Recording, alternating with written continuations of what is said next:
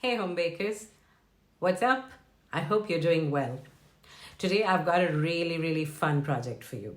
We're going to be making a Blippi cartoon theme cake. The cake is for a 3-year-old young man who's got his birthday coming up, and Blippi, without doubt, is his favorite character. Now, Blippi was a very popular TV series where this gentleman would introduce children between the ages of 3 to 5 to concepts like numbers, colors, nature, lots of other things, but in the most entertaining and fun way.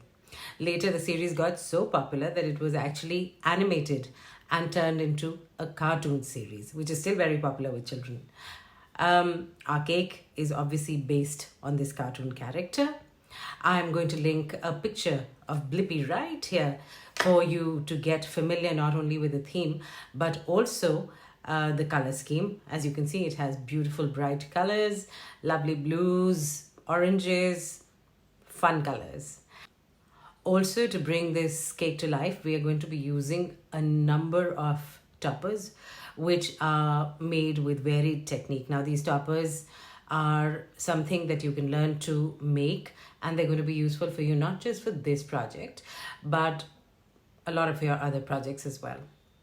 So if this is something that excites you, sounds like fun, sounds like something that is going to be useful and you'd like to learn, I'd like to request you to press the like button and subscribe to the channel, because we're going to bring you a lot of content like this. So without further ado, shall we make the cake? Since the cake is going to be blue, I have chosen a dark cake board to highlight the color. Here I have sliced a delicious chocolate sponge into 4 equal layers. We're going to fill and layer this cake with a milk chocolate cremio. Should you want the recipe for the milk chocolate cremio, I will make a separate video for it. Starting with the first layer, I have dabbed a little cremio on the board to serve as a glue. I'm going to soak the cake layers with a simple syrup made with equal amounts of water and sugar stirred together. As usual, I'm using my favorite triple nozzle squeezy bottle to soak the cake. This bottle is amazing for ensuring an even soak, unlike a brush and a spoon which can leave either dry spots or puddles. Should you want one, I'll leave a link in the description box. Now for the first layer of the cremio.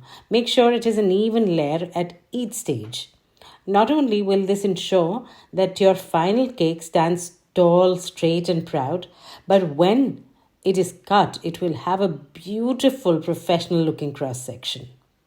You would have noticed that I have placed the cake layer a little off center on the board, and with good reason.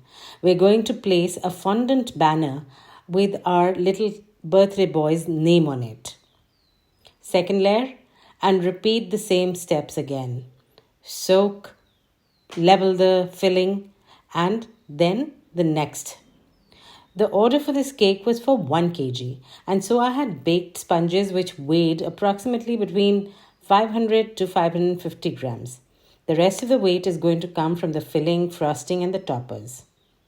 Here, the cake may actually go a little over the 1 kg mark, but since bespoke and designer cakes can be a little unpredictable and we do charge a little extra for the design elements, I wouldn't worry about it. Customer satisfaction and justification of the theme are far more important. Now, even though I have baked 8-inch sponges, because this is a slightly tall cake, not very tall, slightly tall, because we are going to put another fondant banner saying happy birthday on the side as well. You can actually take a 1 kg cake up to 9 inches, or even if somebody is willing to accept not a very high cake, up to 9 inches. In fact, most offices and corporates place orders for such cakes because they want to take out more portions from the cake. However, when you're doing a designer cake for a celebration or a birthday, you're not likely to find clients who are going to ask for that. Please note how I'm leveling the cremio so carefully. Each time I'm going through leveling, taking my time, because this is most important. Normally, you would have seen a dark chocolate truffle or a dark chocolate cremio being used to make such a rich chocolate cake. but I decided to go with a creamy, velvety milk chocolate creme as our client is a young boy with friends of a similar age, where milk chocolate is usually a favorite. And my hunch definitely paid off, as the cake was an absolute hit. We got rave reviews for it. The shade of blue that I have mixed the cream to is also from the cartoon series, and it will beautifully offset the rest of the toppers. I'm crumb coating the cake with this cream. I could have used the cremio for the crumb coat, but I chose to use this instead, as I want the final surface of the cake to be a true blue without any hint of darkness peeking through from anywhere. Ensure that not only do you glue in any loose crumbs here, but also fill in any gaps that may be there. In fact, cover the entire surface of the cake in a thin layer of this cream so that when I apply the final layer, there are no lumps, bumps, or darkness coming through whatsoever.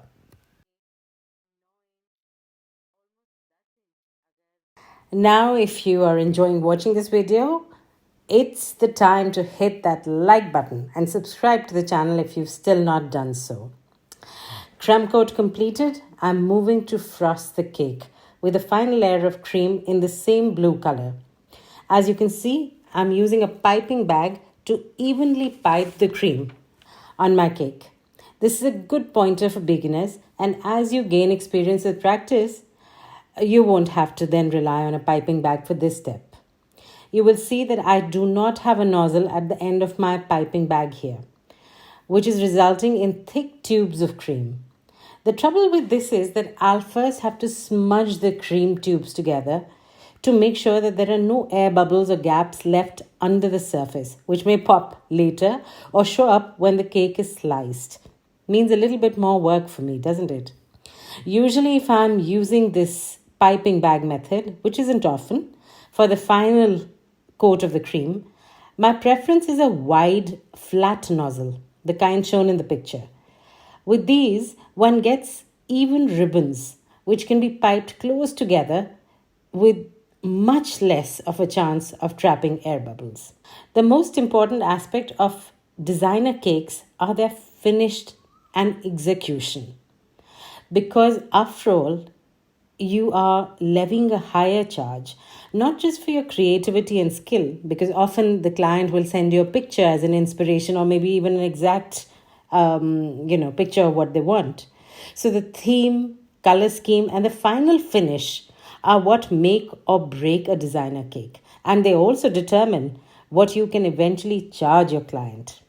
As far as the taste and texture are concerned, as some of you would have thought, it is automatically assumed, that they will be par excellence. Else, you wouldn't be selling cakes successfully to anybody. This is directly proportional to the finish, look, garnishes, toppers, etc. that you're going to employ, that is going to decide your eventual price of the cakes. Take the time to ensure that the finished cake is as smooth as possible, smoothing out all bumps, holes, or any other kind of unevenness on the surface. I'm using my favorite steel scraper here. One can get scrapers in a variety of materials like plastic, steel, silicone, acrylic, but my preference is steel. Plastic ones can be bought very cheaply, but they lose their edge in the definition very quickly. Silicone ones are for finishing unusually shaped cakes, and if you do those, by all means, you will need them soon. The acrylic ones are extremely expensive, and they are more useful if you are using heavy frostings like buttercream and ganache, because you need a heavier edge. I find that steel is not only a happy price point, it's very hygienic and easy to maintain, plus it has a sharp edge, which in turn creates a sharp edge on the cake. The one I have has different teeth cut out on the rest of the three sides, which I use to create textures on the sides and even on top of the cake sometimes. Should you want to buy the same scraper as mine, as well as the flat nozzle that I showed you and recommended to you for piping in a picture earlier, I'll leave a link in the description box for both for your convenience. I like to finish the top of my cake with a long palette knife so that I'm able to swipe across the cake in one smooth movement. Note how I'm carefully pulling the cream in from the edge to the center by keeping my knife at an angle. This needs to be done with a really steady but light hand. I'm wiping the extra cream off the palette knife after each swipe, and finally I'll rotate the cake once for a single swipe to finish it. Ta-da! Done. To create a background for all the toppers to pop against, I have created these two colored chocolate shards.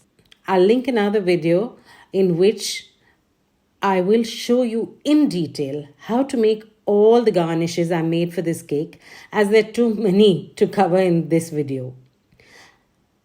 Along with the two colored chocolate shards, I have molded some orange chocolate mini bars.